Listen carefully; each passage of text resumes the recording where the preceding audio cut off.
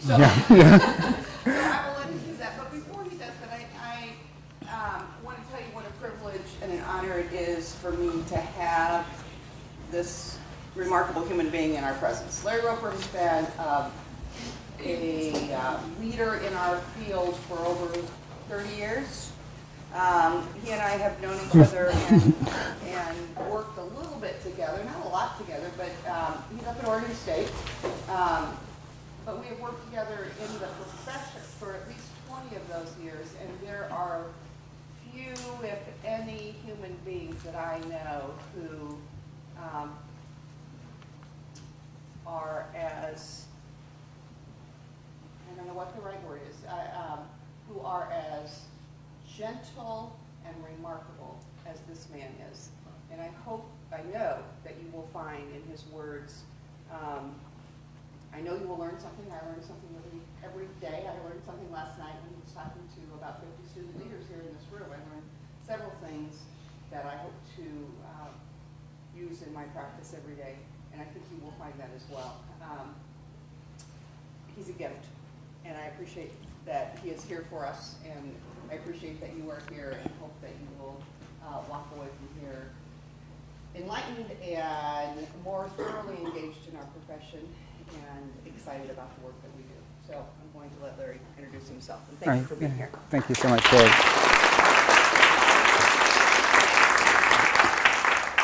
Good morning.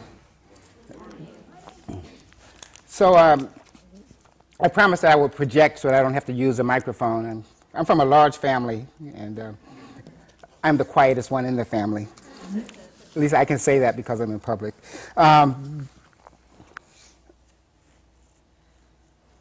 Just for introductions, as Peg said, I've been in student affairs for a few years. I took my first job in 1975, so, and have always just absolutely loved the work I do. I shared with the students last night, it's wonderful to have a job for which you don't need an alarm clock. You know, and just that the idea of a work that gets you up in the morning and gives you energy for living. And I just feel truly blessed to have found that as a profession. And so that's sort of it in terms of my background. I'm a lifelong career student affairs professional. I want to spend some time today talking about the role of student affairs in the academy. And when trying to start a conversation like this, it's always difficult about whether you go to the technical role of student affairs in the academy, or what I believe to be the true role of student affairs in the academy. So what is the work that sort of mirrors the list of items on our position description, or what is the role that captures the essence of who we're supposed to be in the life of the universities and the students we serve? So I'll try to honor both, though I may slant in one direction more than the other, and that may become apparent to you as we go along. And so Robin and I are going to work out some head signals or something to sort of, oh, that's good, yeah, to sort of figure out how to do that and everything. Yeah. So, sometimes I flinch, so be careful. Yeah, okay. But, one of the things that I think is really important to do is to think about the work that we do, but also who we need to be as we do the work. Because part of our role is about being a certain dynamic within the campus, within the community, and how do we rise up to do that, and how do we understand? I like to call it what our calling is. Not just what our job is, what is our vocation, and how do we uncover what that vocation is. And so the way I'm going to try to do this, and I have slides because I was raised in the Baptist church, and Sunday mornings could sometimes go for a very long period of time because there was never a script. There were never any sort of sideboards, and so even if I don't follow it, at least I know that there's supposed to be a beginning and an end within a certain time frame. So this is my guidance to know that I've got an hour, and this is the way to get through it. And I will refer to the slides, but more than anything, it's sort of my way of reflecting that at least I've thought about what I want to say, even if I don't say it. But so the way I want to go through it is sort of very quickly is to think about sort of who are we, where are we, so to get a sense of context, because I think context matters when you think about what you do. Why are we here, and then what must we get done? And these are all part of what I was sharing with some students. A student who came to me last night was asking me a question. I said, you know, the three most profound and difficult questions that I find myself answering on a daily basis is who am I and why am I here and what am I hoping to get done? and just the challenge that goes with that. And I think that that's at the heart of sort of what is the role of student affairs, which is that, and we'll get to that. And so a little bit about our context. You know, when I think about our context, you think about the gift that we have of being in a college or university environment, and think about just sort of the wonders. I consider calling it the wonders and the mysteries of youth. Other people describe it in other ways. But you know, just a remarkable opportunity we have to work with people who are young in so many different ways. And when I talk about youth, it's not just chronological youth, but people who are young in their dreams. People who are young in their journey to get to a certain place.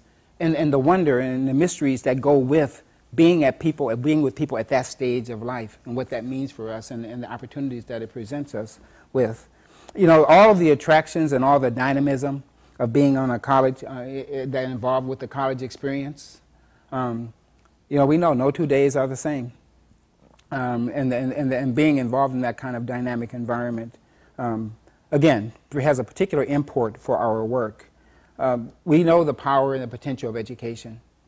I tell people that, you know, education saved my life, right? When I think about the life I would have had without education and the power that comes with that, that there is just tremendous import in that education experience.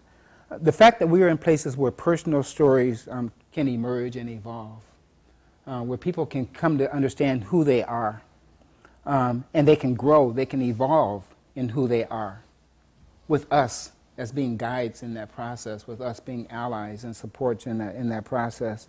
And then those sort of ongoing opportunities that we get for teaching, learning, personal and institutional transformation. The idea that day to day we are presented with opportunities to change the life of our campus and to change the lives of those who are around us. You know, when you think about sort of those recurring opportunities, I also am quick to remind my colleagues that we also are day to day presented with career-ending opportunities. Right? So there are these other things that happen sometimes. It's like, you know, I got to get this one right, or this may be the last day on the clock. But you know, but more than anything, it's those incredible opportunities that we have for transformation and for education and for teaching and making meaning of things. So who are we? I mean, I think that we could offer a list that could go on and on, but we know that we're educators. And we educate in so many different contexts. You know, as we go later in the presentation, we'll talk about sometimes the proof points that we need to offer to others that we in fact do have educational impact. And that education isn't just talking about that we educate through some frivolous means, but that the education that we deliver actually has rigor and content and substance associated with it. We're providers. And we can think about whether we're providers of support or mentoring or resources or challenge or anything, but there are so many things for which we provide students or to which we provide them. You know, I like to tell people that we sort of, on a day-to-day basis, we create incidents in students' lives, right? And those incidents that we create in their lives are the sources and the stimulus for education and growth and learning and knowledge development and skill development. And so we provide them with that stimulus for growth and for learning. We're translators and interpreters, whether that's translating and interpreting institutional policies or helping people to understand campus dynamics or understanding cultural dimensions of issues. But we are constantly in this role of sort of being that translators, that moving across cultures and helping people to understand and make meaning of what's going on and what may be unfolding before them. We're conveners. Largely we're conveners of high-stakes conversations, conversations that have meaning and have import and that matter to what happens to people. We convene relationship networks, and we can convene relationship opportunities. So we are those gatherers, those people who bring people together for things that people who care, talking about things that matter. This is the work that we're involved in. We're mediators, and just think about the number of situations in which we find ourselves intervening and making a difference, and that our presence as an agent is the thing that's the difference between something turning out marvelously and something going sideways. And that we are the people who insert ourselves into those situations. And we're architects. We're builders of relationship networks, and we build programs and we build services. But for me, the most important thing that we're the architects of are environments. And when you think about it, we're the architects of the environments that will represent the context in which students experience what will eventually be their good old days. And I think that there is tremendous stakes involved in being responsible for the context in which someone else's good old days get constructed. And that's particularly important as we encounter challenging times, right? Because sometimes our adult despair around whether it's politics or budgets or other things can sometimes bring a cloud to the environment. And what does that mean for the environment or the context that we create for students to grow and to learn and to develop and to make meaning of things? So where are we? We're in, I think, the most aspiration-rich spaces on earth. It's hard to imagine people being here without some goal. Faculty are seeking discovery. Students are seeking the possibilities. We're all seeking opportunities to innovate and to make a difference. So this is all about aspiration, and just the richness of these types of environment, what it means to be handed that gift on a daily basis of being able to be entrusted with and in the presence of other people's hopes and dreams for their lives. These are laboratories. And we know as people go through these laboratories, the laboratories are all about creation and discovery and reinvention and transformation. Again, it's not just about programs and services and discovering that, but it's also about what we are doing with, again, the lives of the people who are here, that people can reinvent themselves, they can transform themselves, they can discover possibilities that have not yet been revealed to them. Spaces where serious work, play, experimentation, testing and verifying, and we know the consequences of some of the testing and verifying that goes on, but again, people have to make sense of, is the world as I thought it was, or are these things that I've come to believe, are they in fact true? And is there a place where I can test these things out? And to test them out in an environment where you've got support, and where you've got encouragement, and you've got people who are willing to invest in you, is a safe place, and probably, obviously the best place in which those things could happen. Our environments are mission inspired, and they're informed by values. And again, that has serious implications for our work. These are places where character and character flaws are developed and revealed. And we play a role, in all of that. We can reinforce some character flaws, but we can also reinforce positive character traits and help people to develop those character traits.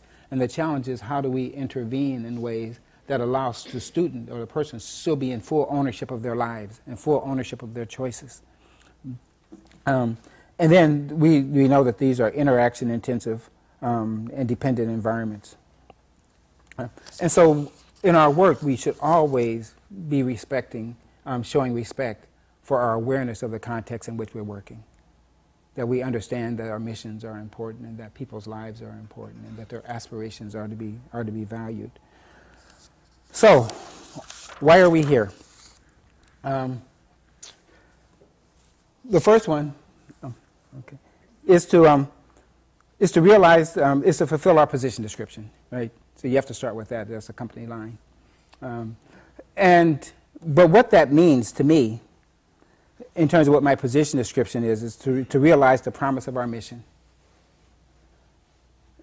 One of the things that would tell people, one of the most humbling experiences that I've had in my professional career was the day when I was told that I wasn't hired for my personal opinion. And this was, and it was said to me in the most loving way. that it could possibly be shared. But I was working at a small, my job before Oregon State, I was working at a small Catholic college in Rochester, New York.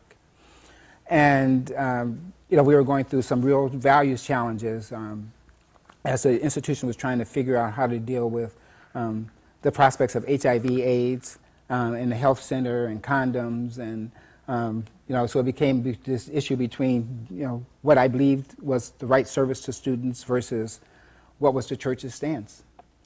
And, you know, I was our president. You know, the person I replaced was a priest. So, and I'm not Father Larry.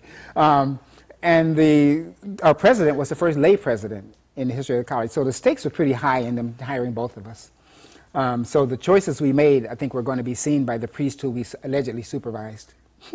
And I was very clear that I had a different perspective than the Pope. You know, and you know, and the president was pretty clear. He said, "Well, you know, we didn't hire you for your personal opinion on this, on some of these issues, particularly issues of faith. We hired you because we really believe that the values that you have would help us to advance our mission." And that, for me, in the conversation that ensued from there, not only was it humbling, but for me, it was career transforming.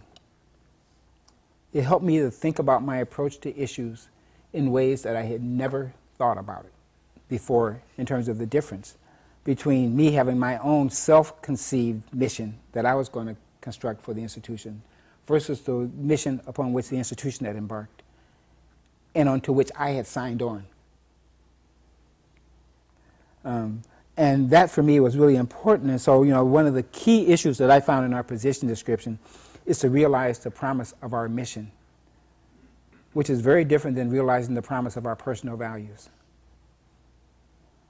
Because my personal values can be all over the place. The mission is pretty durable and pretty steady and a pretty clear anchor around which we can make decisions and think about things. To ensure that all students receive the educational benefits of attending colleges that are rightfully theirs.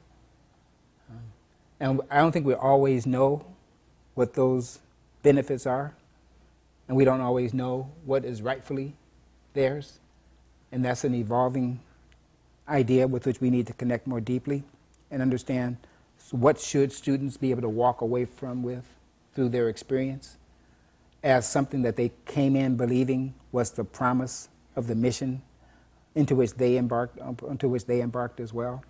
And so constantly struggling with ourselves to figure out what are those things, to translate institutional beliefs into practices.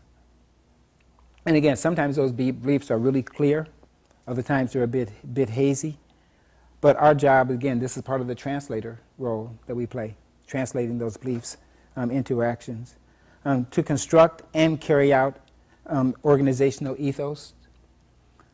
So as you have your own internal organizational dialogue, you construct your own organizational ethos about sort of who are we and what are those values upon which we construct our work. You know, what are those core beliefs that inform who we are in the lives of students on a daily basis, and then can we carry that out? One of the things I found out from students many years ago was I did some little research project to ask them basically a simple question: does it matter to you that Oregon State University says it's committed to diversity? Got great results. 85% of students said that was really, it was very important to them that Oregon State University was committed to diversity. But then as I asked questions later to see what they thought about the efficacy of our efforts, what came out was basically a statement from students that says, but we're not sure you can pull it off. So it's one thing to say we believe that it's important that you have a value, but now we wonder, can you actually construct meaningful practices to act on those values? And I think that's a constant challenge that we have, and that's a struggle. That's one of the roles that we have, is to think about how do we do that? And then to responsibly manage that to which we've been entrusted. And again, sometimes I think about, you know, we're entrusted with budgets and we're entrusted with, you know, human resource issues and supervision and all those things, but we're also entrusted with relationships. And we're also entrusted with people's hopes and aspirations. And how do we responsibly manage all that goes with people trusting us with the condition of their lives and the condition of their feelings about themselves and their place in the world. Part of our role is to make meaning and to create a sense of place. And that means, how do we make meaning among relationships? You know, being with student leaders last night was really remarkable. And that as you watch them and they're networking with each other and watch them to share their stories with each other, all of a sudden, they instantly became this network of people. They became this relationship web of people. Meet somebody who you haven't talked to before, who you don't know, and share your story with each other. And basically, each of them got a minute. You know, it ended up being collectively a minute to share just an aspect of their life and their story and their journey. Well, that's the responsibility we have, is to make meaning of those relationships with people. Not to just be this chance gathering of people who happen to be in an organization called Student Affairs, or happen to be in a unit called Housing, or happen to be in a particular group. But that there's something, there's power and there's strength and there's substance that's been created through that relationship network. To foster connections among the isolated. I find it remarkable that, you know, in these high-density environments that we have on campuses, that there are so many people who are still lonely, and people who feel without connections and without relationship anchors. And again, part of our responsibility is to figure out how do we foster those connections, and how do we give audibility and visibility to people who feel they're without voice, people who feel like they're without form, that they don't matter. You know, our role is about promoting human dignity and institutional integrity. And institutional integrity to me is that we show up in the lives of people as who we commit to be. So if we say we're an institution that's committed to dignity and humanity and respect and service, that we do that we have examples in our lives, that we do that. That we achieve high-level connection with our colleagues in our institution. That is very difficult to achieve the role of student affairs as isolated vessels. That we are absolutely interdependent and we're interconnected. I mean, we are absolutely have to be this seamless web of relationships that we often talk about in terms of the seamlessness of the work that we do. And that we have to constantly think about how are we strengthening those connections. We have to create space for important conversations. Again, most of the work that we do have high stakes associated with it. And the question is, how do we build those relationships, and how do we create the space for our conversations? And conversation, in the end, is the most powerful tool that we will have at our disposal. Because that is the vehicle through which we get 90% of our work done, is through our conversations with others. And then to strengthen the foundations of community. And I'll spend more time this afternoon talking about community, but community, which is that relationship, that shared destination that we have, that shared responsibility for each other, for the condition of each other's lives and our relationship with each other, is a core part of our work. One of our roles is to exercise leadership. And I certainly distinguish leadership from management and administration. There are times when we certainly have to be good managers. I take that as a given. We have to be good administrators, carrying out those tasks and those responsibilities related to that. But leadership, to me, is a very different dynamic, and something for which that really requires a unique touch. And so part of the leadership is about, you know, creating and applying our unique professional frame. That unique way that we've come to look at the world and come to look at the campus and look at the student experience or the university experience, and to think about how do we apply that in a way that creates an outcome that will be different than the one that would happen if we weren't present. So I tell people that for me on my campus, if I came and would just sort of try to act as a caricature of all the other people around me and how they were leading and how they're administering, that unique frame that I have would not be felt by my institution. And so why is it that they need somebody with my background and my experience if I'm not going to bring it to the work that I'm doing? So we have to figure out how do we apply that unique professional frame. And what's challenging oftentimes in doing that is that people will hand issues to you through their frame. And the question is, will you respond through their frame, or will you respond through the frame, through your own frame?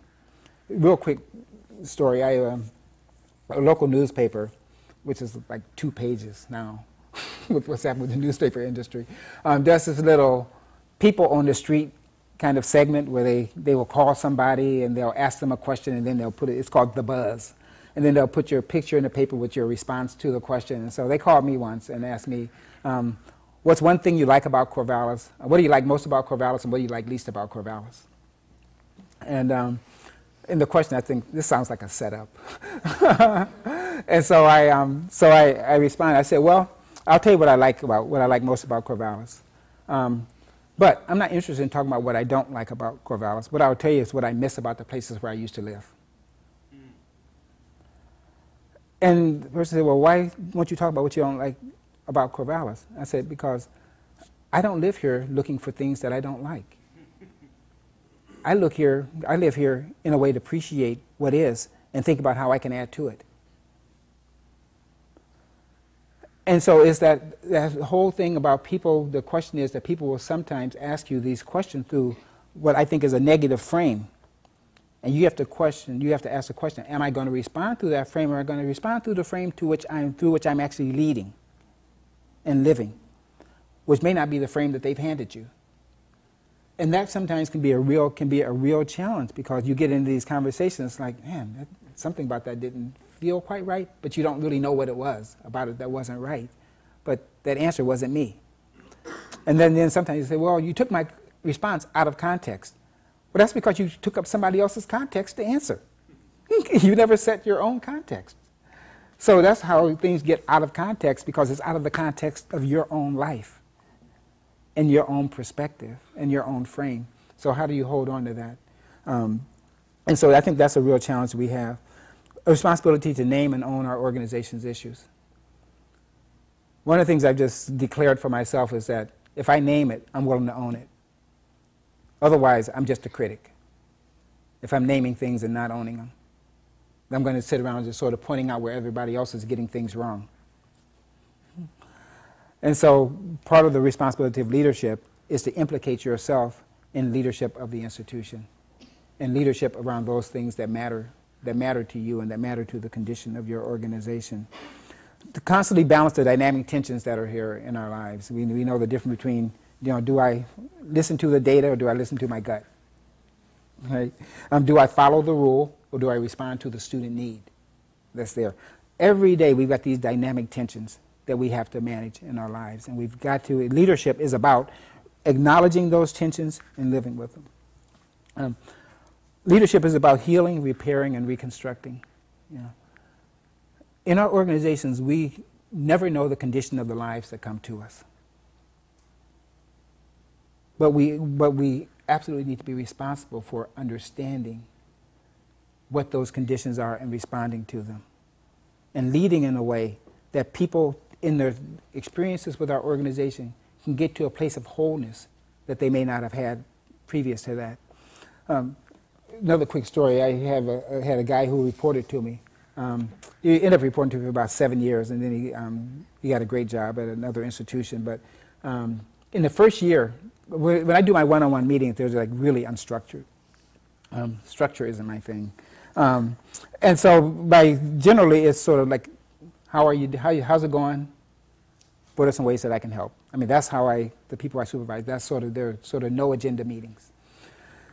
And so for this guy, literally for the first 6 months, he responded to, I would always say, so how's it going? He responded the exact same way every time. Fine, I think. Why? What have you heard? I mean, literally, it was the exact same response every time. And so finally, it's like, okay, I'm ready for him now. He's coming in and he's going to say that and I'm going to be all over him.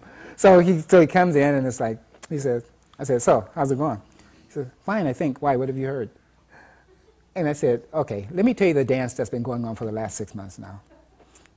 Every time I ask you, how's it going, you respond in exactly the same way. I said, so tell me about your last supervisor. He said, well, it's funny you should ask. He says, I would go into meetings thinking that everything was all right. And then there would always be something that she would pull up that somebody had told her or that she had heard that said that I wasn't doing a good job. I said, so you're expecting that supervisor to show up here, aren't you? I said, that person's not in this room. That person isn't going to be in this room. I said, so how do we get you to a place where you can show up here fully confident in what you're doing and fully capable of telling the story of where your organization is right now and what I can do to help you to be more successful in what you're doing? You know, we don't know the kind of hurt, the kind of history that people are bringing with them in their experiences in our organization. But through our leadership, through our role, when people come with their stories, we are the healing agents. We are the ones who can restore faith, restore wholeness, and we can heal them. And so that's, you know, so that's a major role that we have. And it's not just with those who we supervise. It's the healing role that we play with students and colleagues in other areas. You never thought, you know, I had a fortune of, well, I guess it was a fortune, of serving as the Dean of Liberal Arts on our campus for 18 months. And it was amazing to me to understand the depth of hurt that many of our academic colleagues are dealing with in their own journeys. Whether it was through these horrendous doctoral experiences or what happened to them through the tenure and promotion process or their relationships with colleagues. And all of that is showing up in their relationships with students. And so even our role in healing goes beyond just that, because again, if we're committed to the success of students, we're committed to the healing of everybody who has an impact on the lives of students. And that includes our faculty colleagues who have a profound impact, as we know, on the lives of students. So our ability to hear their stories and to help them to think about ways to heal or to get better or to make sense, make meaning of where they are. To model hope and optimism. You know, we know that there's a lot of despair in the world. And, you know, as leaders, our role is to never lead people into a condition that we cannot lead them out of. And so sometimes you can feel some frustration or you can feel anger or you can feel despair, and it's really easy to lead people into that. But I would love to be able to lead people into these hopeful states and not be able to lead them out of that. So thinking about sort of what are we condition we lead people into. Well, our job as leaders is to always be about hope and optimism. What's the best possible future toward which we're working, and how do we hold that up in front of people? And to be generative, which is generativity is that act of being that living link. You know, the people who move back and forth across the culture and bring others with us as we go there. And so we've got this responsibility to constantly span the academy, to be citizens of the academy and bring others into relationship with each other. So we're the weavers within that. To consistently nurture breakthroughs and awareness. You know, last night it shared, you know, that the profession that Peg and I entered is not the profession we're in right now. You know, the students and the issues with which we're working now is not the issues that I started working with in 1990. And so it's this constant challenge that I have of I need to constantly be experiencing these breakthroughs and awareness in order to stay fully engaged with the world for which I'm responsible for leading or being a co-leader with others. And then finally, I think it's really, we have this responsibility to work with a seriousness of purpose and a lightness of touch. That the work that we do is incredibly crucial. You know, it has life-saving consequences associated with it, but you can't do it without a lightness of touch. And sometimes we can bring a heavy hand to our work, which can add to the heaviness and the burden of others. And so, what must we get done? Okay. First thing we have to do is dialogue with ourselves. there should be this ongoing organizational conversation in which we should be involved, which is, so who are we? How do we know that we are who we think we are? Which is probably even more challenging than the who are we question. Why are we here?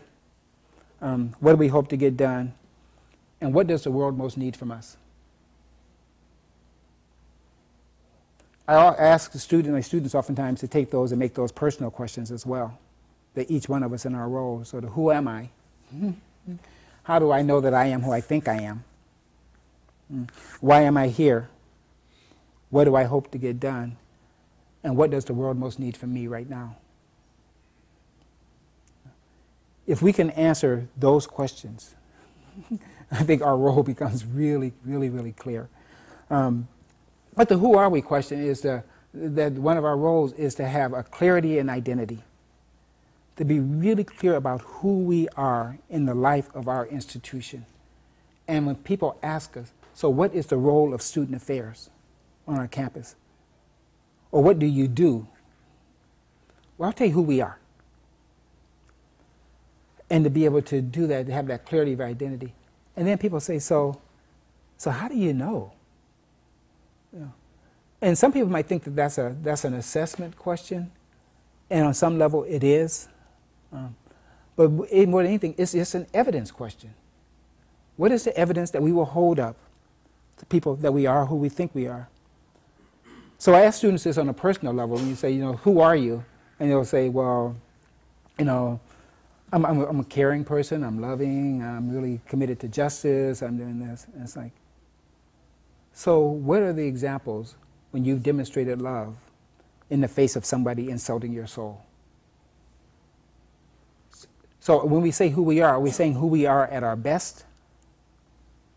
Or who we say who we are in our moments of in those blue spaces that we experience? Because oftentimes, what people oftentimes care most about is not who we are at our best. It's really about fearing who we are when we're at our worst. And so part of it is that sort of, how do we demonstrate who we are most consistently? And how do we demonstrate at our best who we are consistently? The why are we here is a really important question, and that can be a really narrowly answered, why are we here, in terms of this space and this time, or that big question about why are we here? And because there's some people, you'll find that there's a range of reasons that people are here because they feel like there's a personal calling associated with it. And there's some people who are here because I need a job. Right? And so there's this wide range of reasons. But as an organization, you have to line around what is that elevating reason that Student Affairs is present on this campus. What do we hope to get done is really the legacy question. What do we want our legacy to be? What do we want the stories that others outside of Student Affairs will tell about who we are in the life of the campus? And what conversation we want them to have about who we are when we're not around? As you construct your journey, you construct what those conversations can likely be. And then that really hard question of what does the world most need from us right now? And that is the leap of faith question. That is the boldness question. Because I tell students, I have this belief that every student has a unique gift that nobody else in the world possesses. And the biggest question they have to ask is, am I willing to trust myself to unleash that gift on the world? Well, I believe the same thing about our organizations. There's a gift that's present in our organization, in our collective wisdom, that we have to ask, will we have the courage to articulate and express what that vision is and what that gift is, and to commit that we're going to unleash it on our campus. That's bold work. That's really hard. We need to construct a congruent self-narrative, which is congruency between who we say we are and who we show up as. And for me, some of that self-narrative, as I think about the role of Student Affairs, is first of all, is about being graceful and gracious, being a graceful and a gracious organization. And this afternoon I'll talk a little bit more about the quality of grace, but I think the quality of grace is just very important because that's about being grateful for the opportunities that's before us and the gifts that's been given to us, and being gracious and graceful in the face of the disappointments that we know we'll experience, and the slights that will come our way, and all those other things that we experience, and how do we sort of stay in the game regardless of what happens to us, and do so in a dignified and way that honor who we say we are. That we manage our conversations in a manner that reflect our commitments. You know, I was at an institute, a NASPA institute, many years ago, and it was very interesting. We were having a conversation about partnerships with faculty, and it all of a sudden devolved into this series of sort of faculty put-downs and jokes about, well, if I only work 3 hours a day, everybody, you know, and you know, it was all of this kind of stuff. And I said, and finally I just stopped and I said, well, you know, I carry identity. I say, you know, I carry identity as a tenured faculty member on my campus, and I regularly sit in our academic department, my academic department meetings. And if my colleagues from that department meeting were sitting here, what would they think about our commitment to them?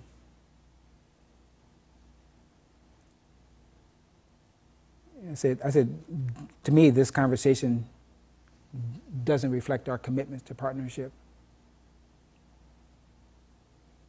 It seems to reflect a commitment to insults and demeaning. And so it's that constant responsibility that we have of managing our conversations in a way that reflect those things to which we say we're committed. And again, we model for others. A role that we play is modeling for others what it means to create honorable relationships with others, respectful relationship, to care for the dignity of others as we would care for our own, just as we would care for the reputations of others as we care for our own. Again, if we say we're about honoring the value of every person, again, that needs to be reflected in the roles that we carry out and how we carry out our roles. That we let our words, our actions, and our relationships reflect our desires. I shared with the students last night that, you know, I tell my son, when he rolled his eyes, that, you know, your circle should reflect your desires. Well, certainly our circle, in terms of, if we say I want to live in a rich, diverse, multicultural world, and people look at our circle, and in our circle is everything but rich and diverse and multicultural, then are we living a life that truly reflects our desires? Well, the same thing around sort of our words and our actions and our relationships need to reflect to those outside of us the world that we desire to live in. And then finally, that we're good company on the journey. And that's on the journey, our institution's journey, on the journey of individual students, and the journey of our colleagues. And so I want to talk specifically about our contributions to learning and our relationships with academic affairs, because again, as I said, someone who's a faculty member and who in June is going to be transitioning to go back full-time to faculty, I think the power of the relationship between student affairs and academic affairs, and sometimes even the folks, when I look at the folks in academic affairs, they consider their relationship with them as an entity different than relationship with faculty. Because sometimes faculty don't see themselves as being in academic affairs. Faculty see themselves as being faculty in their departments. I mean, it's sort of like, this is my identity, you know, inner identity somewhere else. And so I'll try to talk a little bit about that, and hopefully to get through this in ways that make some sense. And hopefully I'll get through all my slides. If not, and I will leave them all behind. I mean, I'll give the slides so that you all can use them. But the first thing, I think one of the things we have to do is consider how we use the knowledge, energy, and influence and our relationship capital. And we have a lot of relationship capital because we have the potential to support other people in achieving their goals. And I'll talk about that a little bit more. We need to provide leadership that emphasizes the importance of student success and community health and well-being. And that's that broad responsibility that we will exercise care for the well-being of our entire campus community, which includes the well-being of faculty. That they see that our roles are not just being about caring for students, but it's about also caring for them in ways. And this is one of the ways at Oregon State that I feel like we've made such headway in our relationships with faculty, that we have spearheaded all of our sort of faculty health and wellness initiatives, or sort of through our, what we call our Be Well initiative, that we've created these supports for faculty in being able to deal with distressed and disruptive situations that they may encounter in the classroom, which affects the sort of the psychic weight that they feel of certain issues that come up in their campus. And so we constantly scan and think about how do we pay attention to some of those kinds of issues in order to provide that leadership that is very clear to faculty that we care about attending to those things that will allow you to be the most successful faculty member that you can be. And to feel free to call upon us to be able to do those things for you. To engage in powerful partnerships and to create learning-enhancing relationships that expand the impact of student affairs, mission, and values. So one quick example of that is through a living learning situation that we created. We had a resident hall on our campus that when I arrived at Oregon State 19 years ago was condemned. Literally, it was shrink wrapped. we hadn't gotten FEMA money. It was one of the last acts that Mark Hatfield had before he left the Senate, was to get this money for us to be able to sort of preserve it, because it was the oldest residence hall west of the Mississippi. It was on our campus, a building called Weatherford Hall, which is this absolutely beautiful thing. But we had no money. I mean, the institution had been through this major budget cut. We had eliminated programs. It's a self-support operation. They required the self-supports to cut budgets, even though they still had the resources. So they couldn't do any investing. And so one of the questions I raised to the Director of Housing was, so have you talked to any of our academic partners about their initiatives that may energize our efforts? And he said, well, I'm not sure what you mean. I said, well, our Dean of Engineering has been talking for the last 2 years about building a top 25 engineering program. I said, have you talked to him about whether or not he'd ever considered a residential component of that?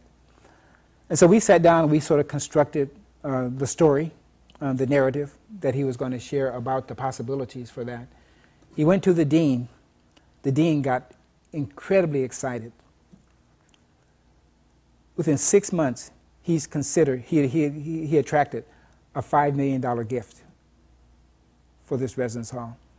We now have something called the Weatherford Entrepreneurship Program, which is a collaboration between housing and dining, engineering, and our College of Business. And part of it, and we now have resident faculty in there. We have resident entrepreneurs. And it was because what we did was we sort of scanned the landscape and think about, is there some learning enhancing relationship that we can pursue that can make a difference in the goals, in the achievement of the goals of faculty? The other thing we did was we flipped the way that we do faculty and residents. We flipped the way that we did it. We used to do these call for people based upon what we wanted the residence hall to be and to find somebody who was going to match our interest. We flipped that and created an RFP process where departments can can respond to an RFP for the kind of faculty and residents that they would like to have and the kind of learning environment that they would like to create. So they set the agenda for what the residence hall might be. So we've sort of flipped the frame that our goal is not trying to figure out how do we find faculty who are excited about the work that we're doing, but how can we connect our work to the things where faculty energy and excitement is. And I say that because one of the things that we have to be incredibly, this is about, again, being sensitive to the life conditions of others, is understand that faculty have to have an agenda.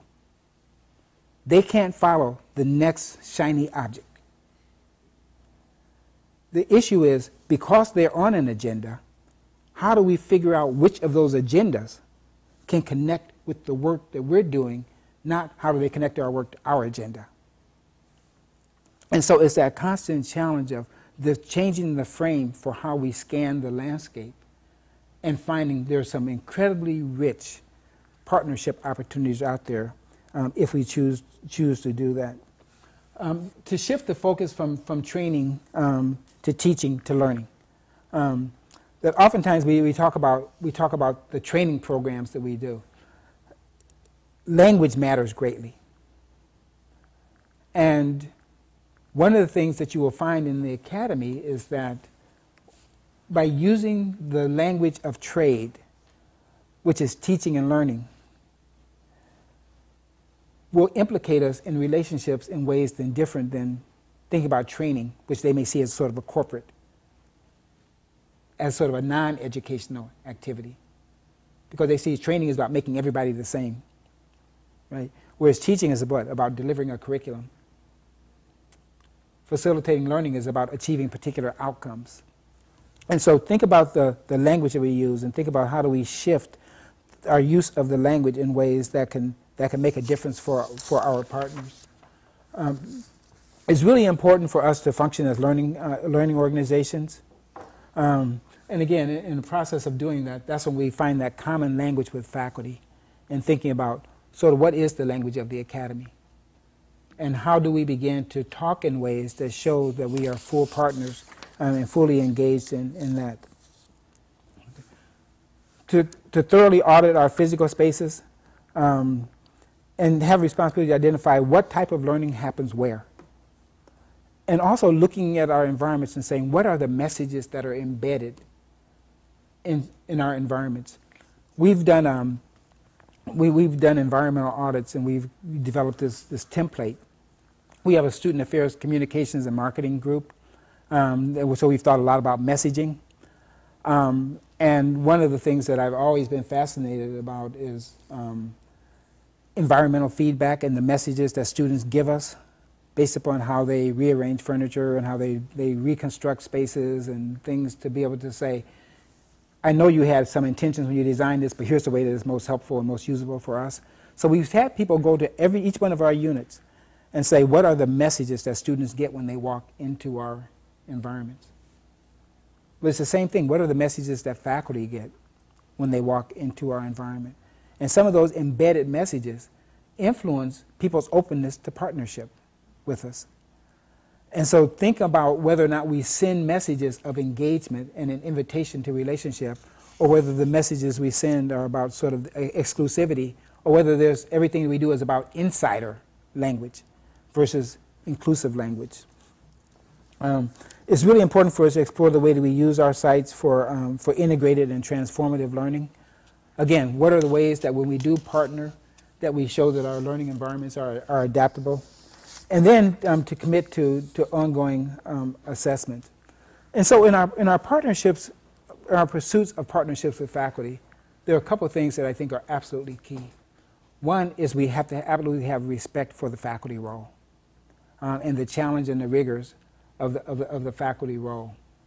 That we've got to think about how do we move beyond just trying to get them to be excited about our work. And for us to reflect that we're excited about the core work of the academy, which is teaching and research and service. And how do we reflect that through partnerships with us, that for faculty will be elevated, that there will be outcomes that they can achieve that they would not achieve otherwise. And so throughout the time at Oregon State University, we've just had a remarkable number of partnerships with faculty. And in fact, when the provost came and asked me to be the interim dean of liberal arts, he said it was because of the work that we had done to so embed the work that we do as part of the academic culture and to reflect those relationships and our honoring for the work of that. So he didn't have to worry that people would think that in coming there that we didn't have recognition, that I didn't have recognition for and appreciation for the role of faculty, nor have the sensitivity needed to be able to be leadership with leaders within that environment. And so part of our challenge is think about, as conveners, are we capable of convening a conversation with faculty and constructing those conversations in ways that show respect for and appreciation for what they do. And so what I want to do quickly is to go through what I think are some of the current and future dynamics. And I've got a short period of time, so I'm going to go through these really fast. And so there are 5 areas: globalization, the mass demand for higher education, achievement gaps, technologies, and economics in higher education. So globalization, we know the world is getting smaller, and so has gotten smaller. And so the biggest challenge is how do we reflect that our work acknowledges that fact. So we know that our economies have become integrated, that there's these broad international knowledge networks of which we're now part. We know we're connected by communications with people all over the world. You know, my son, in the last 2 years, has had an exchange student from Japan and then one from Germany. You know, and he's constantly communicating, you know, with these kids in other parts of the world, and you know, they're on Xbox Live together, you know, and it's like, okay, you know, and so you got these kinds of things where all of a sudden the world is really small, and our students and others are able to be connected with people around the globe instantly and on a regular basis. And we know that millions of students and scholars visit our campuses in the country, and we're exchanging knowledge, and they're participating in our programs and our services and our experiences, and they're influencing our culture as well as bringing their culture to us. We've got a responsibility to be more global in the work that we do. We've got to start to think about how do we internationalize our work, because the world has come to us, and it's come to us, I think, in a pretty dramatic way. Okay. The demand for higher education, people talk about the massification of higher education, and we know that it's all been driven by sort of all the post-industrial movement toward a knowledge-driven economy. But also, you know, because of the life expectancy, we know that people are engaging in education throughout their whole lifespan. And so are we prepared to meet the needs along that full lifespan of learners? One of the pleasures that I get every year is at our commencement is I get to read a profile of the graduating class. And the one thing within the class that I always, without fail, get the greatest reaction to is when I sort of read off the age of the youngest graduate and the age of the oldest graduate. And so, you know, last year the youngest graduate was 15 years old, and the oldest graduate was 83. Right? And so, again, think about sort of the mysteries and wonders of youth. Right? Again, youth as a relative term. That when somebody graduates at 83 years, they came back with sort of looking to achieve something pretty remarkable, and to embark on a journey at a pretty, what we think is a late stage of life, but they obviously saw as an early stage of life, right? And so it's that demand for higher education is such that we're going to be called to educate people across this broad lifespan. And are we prepared to do that? Have we thought about what it means, or are we still 18 to 22 focused in the way that we think about who the student is, and the ways that education should be delivered? Achievement gaps are huge. We know that there are incredible social disparities. We also know, with all of the demographic shifts and the change in enrollment patterns, the change in complexion of students who are coming to our campuses. You know, people talk about the browning of the campuses. Well, we know that with these incredible demographic shifts comes sort of this social call for us to think about, so what are we going to do about the disparities, the educational and the social disparities that may come with people as they come to their campuses and that may follow them? And do we have the ability not just to respond to the achievement gaps, but the need gaps that students bring, the support gaps that students may bring with them?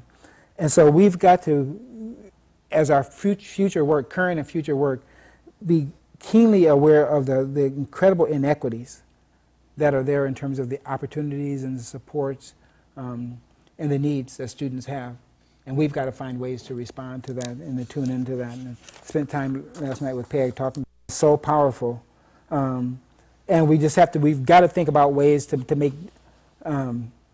peace with the power of technology and the importance of technology. And we are, again, finding more and more ways to use it, both in terms of the potential that it brings and also addressing the challenges that come with it in terms of the kinds of issues that happen within cyberspace in terms of relationships and targeting of certain groups and those kinds of things. But also that it is a powerful educational tool. It is a powerful tool for forming of community and support for particular folks' identity. So making sense of the technologies. And then the ones that we probably feel on a daily basis is sort of the economic issues. You know, that we are just sort of in these constant fluctuations in funding and all of the things that we're doing that aren't keeping pace with the kind of public support that we're getting, and all of the debate right now about is higher education worth it? And is it, you know, is it a public good or is it a private good? And how do you justify it? And recently, the other day, I was in a conversation as part of the Oregon Higher Education Coordinating Commission around, you know, how do we shorten the time to degree? And, you know, I sort of had to raise this challenge around, well, is it about speed or is it about quality experience? And that for some people, it is absolutely a transactional relationship. I want to put in the time, I want the credits, and I want my degree.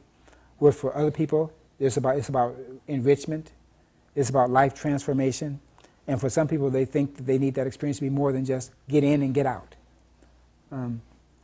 But also, I think one of the things that I thought about earlier is that we need to think about sort of how we deal with the incredible cost issues and how that affects people in some ways. So people may want the enrichment, but they can't afford the enrichment. And how do we deal with that? And how do we say that enrichment needs to be more than just those who have the economic wherewithal to be able to afford the enrichment, and whereas everybody else just gets a hurry-up degree and gets them in and gets them out. Okay. Just a couple more. And so in redefining student affairs work for the future, I think there are 5 things that I would think about. And this actually came out of some incredible work that NASPA did, was to further rethink our roles and our structures.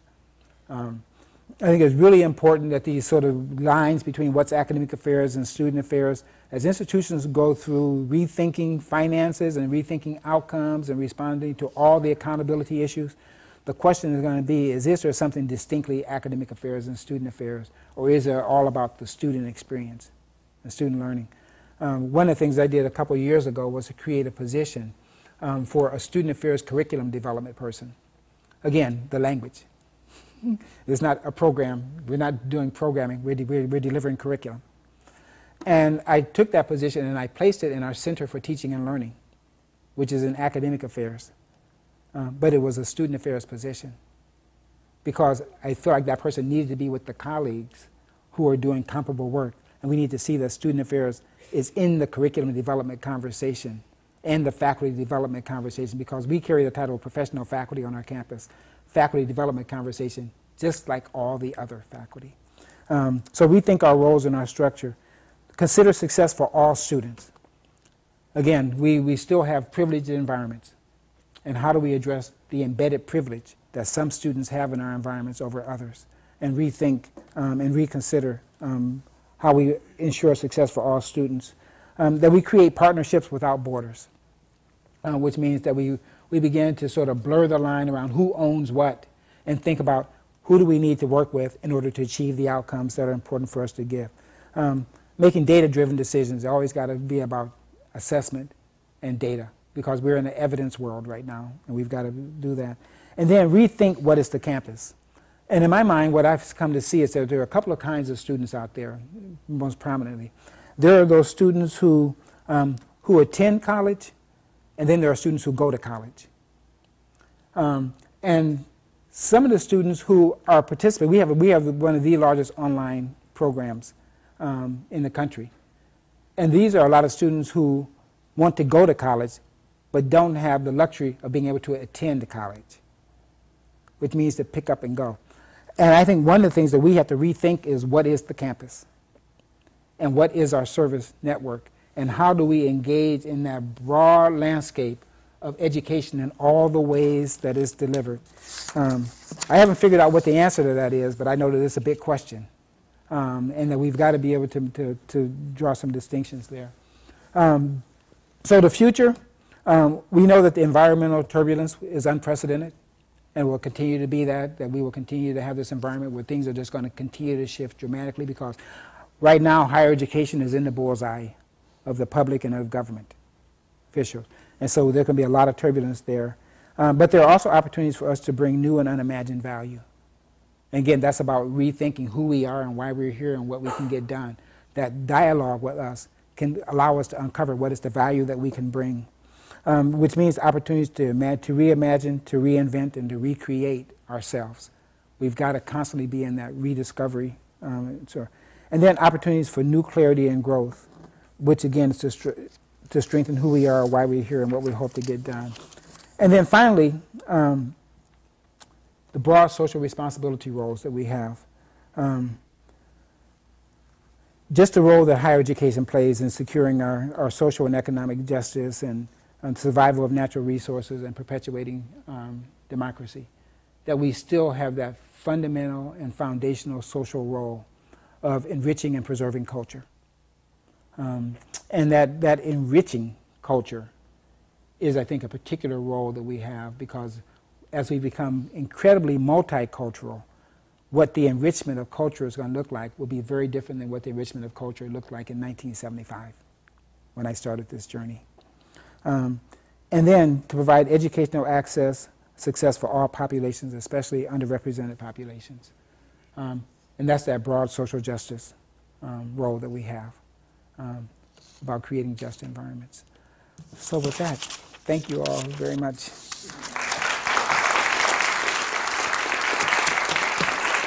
Causing us to actually create more ineffectiveness than effectiveness. Because what happens oftentimes, and tell me if this has ever happened to you, you're walking down the hall, somebody says, oh, excuse me, I've got a really important question, do you have a second? Well, if it's really important, it probably takes more than a second. And it probably shouldn't happen on the fly in the hallway, right? And so oftentimes what happens is that we let the busyness overwhelm us to a place that we don't create the time and the space for the really important conversations that we need to have. And so what ends up happening is that because our full attention isn't there, or we aren't fully engaged, or we haven't done the right setup for the really important conversation, our answer is going to sometimes be less than adequate, and we actually can end up giving a less thoughtful response and be less impactful in that relationship and that interaction than we would if we had said, you know, do you have a few minutes to sit down and talk about something that's pretty important and where I need your perspective on. And so I think one of the things that one of our biggest challenges is how do we create space for important conversations? And that's something we just have to do. And for me, what I've had to redefine is what is the work to get done. You know, and what I found was that there was a lot of sort of busyness that I was involved with that maybe wasn't as important as some of the other stuff that I needed to create space for. I'm not sure how to word it, but I've never heard anybody articulate what you just articulated in terms of the socioeconomic injustice of some students being able to be here and explore and ignore our unit caps because their parents have the money, and other students, I have a student, for example, who has 2 semesters left, and she has just had the full-on realization that this major is wrong for her, and she is $20,000 in debt. And how do I support her in knowing that now she wants to do this whole other route, but she can't afford that? Yeah. Her family can't support her, and it tears me apart. And it goes deeper than what I even shared. Because part of it is that there's a inequity in even the kind of majors that people can choose to pursue. For us, our majors are differentially priced. So who can afford to be an engineer or a graphic designer versus who can afford to be a liberal arts major? You know? And so even the access to majors and the screens, internal screens that we create for people to get into majors, there's sort of this internal injustices that can get built unless we're conscious of them. Unless we're the people who begin to help people to think through, wait a minute, let's think about the human consequence of what we're doing and the impact on our broad service to society in terms of who we turn out and who's capable of doing certain things. And so it's those kinds of challenges as well. You know, that's a really difficult dilemma. And when I've had conversations with students, all I've had to say is that, you know, this is one of those really important crossroads in life where you're going to have to make a choice about, you know, for you, what is the real cost that you're prepared to pay for pursuing that for which you are passionate. And for some people, the answer is, I can't afford to pay that cost right now. And so what I would just always say is, so don't give up on the dream and think about what are then alternative ways that you can pursue that which you want as your future. So it's that kind of a challenge. But that's the only thing you can do is to eventually let that student take full ownership for their journey, with you being that support for them in making those decisions. So as a seasoned student affairs professional, do you have any advice to new student affairs professionals? Yeah, thank you. Seasoned was a really kind word. Yeah, usually it's like people say, as an old head.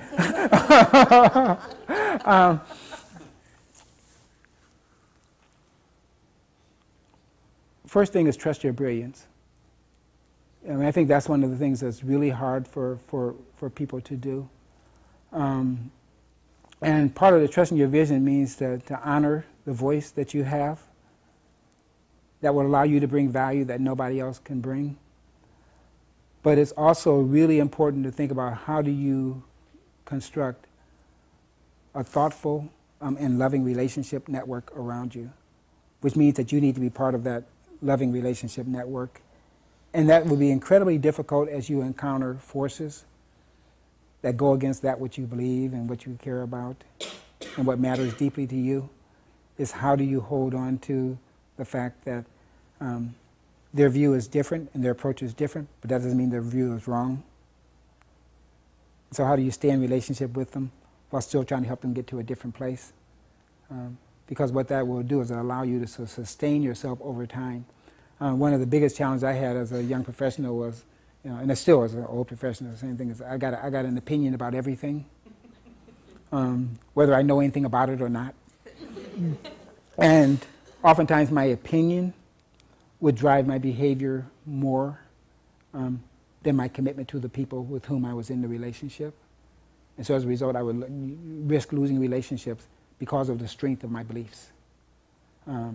And the biggest challenge that I think, and the advice I would give anybody, is to, what I is to learn to live in the middle. And that living in the middle means that we are constantly in environments that are polarized. If an incident happens on a campus, immediately people choose sides.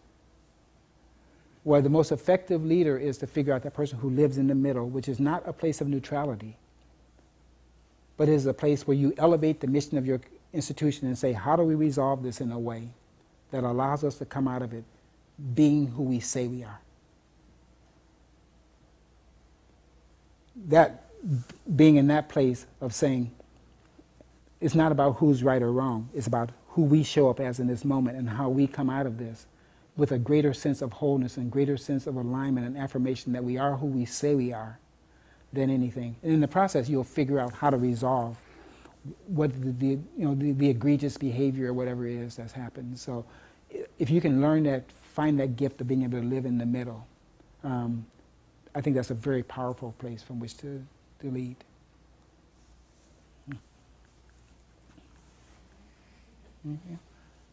Okay, thank you all very much.